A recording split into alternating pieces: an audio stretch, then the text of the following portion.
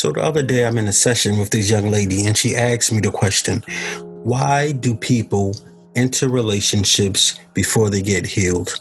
Why do people sometimes jump from relationship to relationship, from dating situation to dating situation, before they find true healing to the pain and the hurt that they're going through? So before I answered the question, I told her this little story about myself. You see, when I was younger, when I was in high school and elementary school, I played basketball. During my sophomore year, I actually started varsity basketball. My role on the team was really to be a defensive stopper. I was really quick. I could jump really high. I was really athletic. A lot of my game was based on my athleticism. So after my junior year, going into my senior year, of course, it was projected for me to be the leader of the team, to have a great year. During that summer, I worked on my game, worked on my shot, played a whole lot of basketball. One day during that summer, me and my friends decided that we was going to go down to the park, just to have a pickup game, something that we did almost every day. On this particular day, when we went to the basketball court, something was on the court. The court was slippery. And I can remember me going up for a shot. And I was going with such speed and such force that I was not able to stop. And I started to slide. And I slid about 3 to 4 feet right into these steel benches. I hit those bleachers so hard that I moved the bleachers and the people that was on it. So of course I was in pain. Of course it hurt. But I kept on playing. So let's fast forward a little bit. School started, my senior year has begun, and the season is on its way. But I was still in pain. I was still injured. But I didn't tell anybody. The reason why I didn't tell anyone, it was really three main reasons. For one, I was always taught, as a man and as an athlete, that you shake it off, you show no weakness. You never let anyone see you cry. You never show how much you're hurt. So that's what I did. Another reason is that I thought that the pain would go away if I ignored it. If I didn't bring so much attention to it, I can fool myself. Eventually, that pain will go away. Another reason why I didn't tell anyone about my injury, about my pain, is because I was afraid to miss out. Maybe the doctor say that I'll have to miss a couple of games. I would have to miss a couple of months of the season. Or maybe the doctor would even tell me that I would have to miss out on my entire senior year. And of course, I didn't want to do that. See, the problem was the pain deeply affected my game. I couldn't run as fast. I couldn't jump as high. I couldn't stop and go. I couldn't move and function the way I did when I was healthy. And what I did, I projected my disappointment and my anger on my coaches. I projected it on other players because I was not functioning at the level that I wanted to function. And I also was not playing at their expectations of my teammates or my coaches. But I kept on playing. I stayed in the game.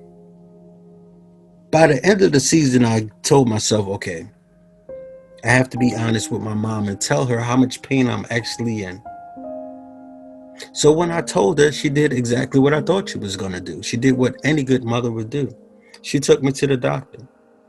And the doctor did the x-ray and put it up on that light. And he pointed at a very small hairline fracture that was in my leg. He said, that's the source of the pain. And the doctor asked me how long was I playing on that leg.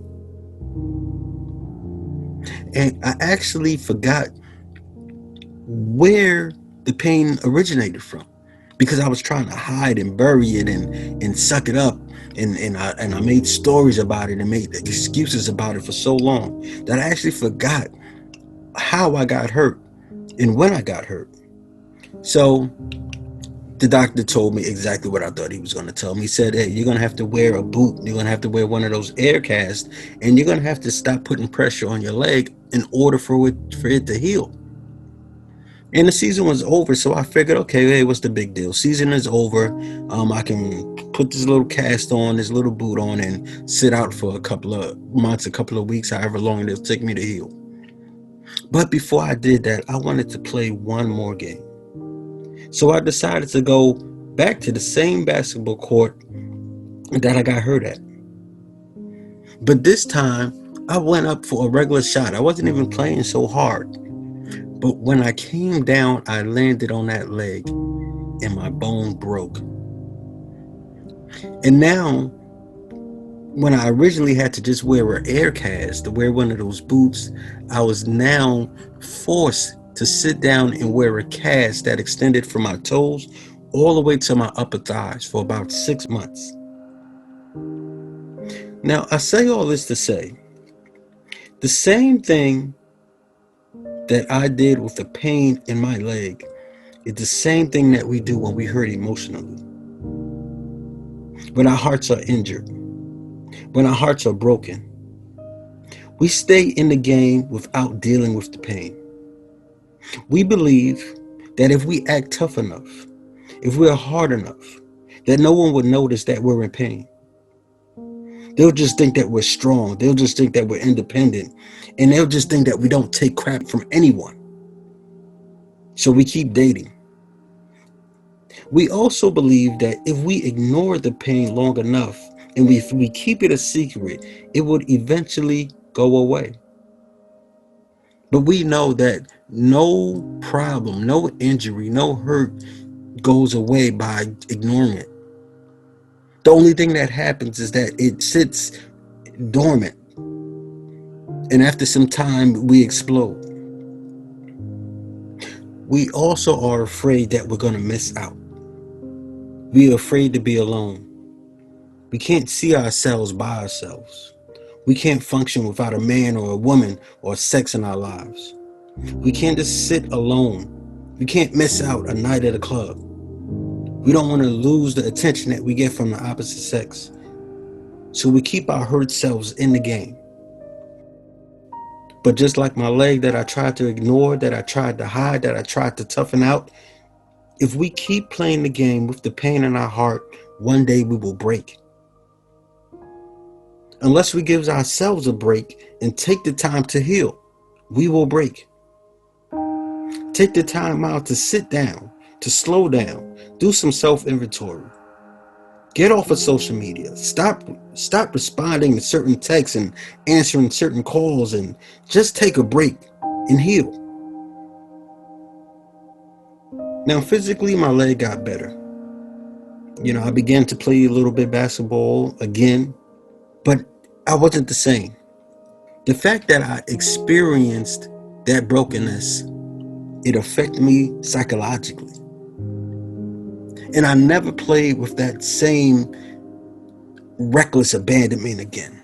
I never just ran and jumped and dove like I used to. Because in the back of my mind, I realized that I was now vulnerable, that my body was breakable. And that's the same thing that happens to us emotionally. It damages the way we trust. It damages the way we communicate, the way we compromise, the way we sacrifice. It damages the way we love. We start to project that pain from the last person onto new people because we decided not to heal. It's so important for us to take the time out to recover from pain, to recover from heartache, to recover from disappointment, depression, sadness that we get from being in toxic relationships. Sometimes we have to pull ourselves out of the game and go through this long healing process. I know it's not fun. I know it's not easy, but it's needed. So I hope you learned something from my little story. I hope you learned something from my experience. So the next time you start to get these little injuries on your heart, these little emotional bruises, take out the time and heal from that, and don't let it compound. Because you might try to recover emotionally, but psychologically, it's going to keep you from being in a happy and healthy relationship. God bless.